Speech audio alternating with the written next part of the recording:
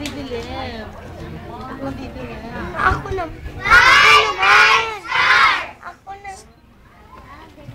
Five bright stars on Christmas night wanted to give their very best light.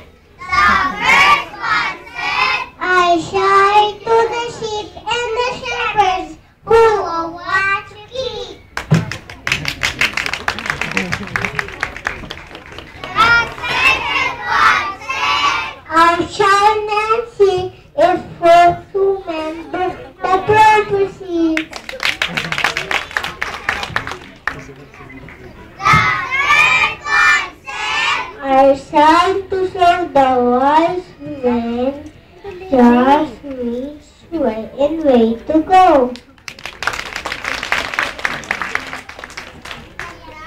third one said, I'm trying to remind the people on earth to be good and kind.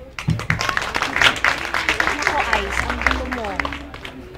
the fifth one, the brightest of all, for now is where shepherds and wise men knelt to pray upon the manger where Jesus lay.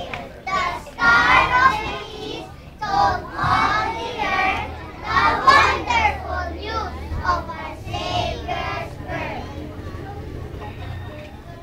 Five bright stars.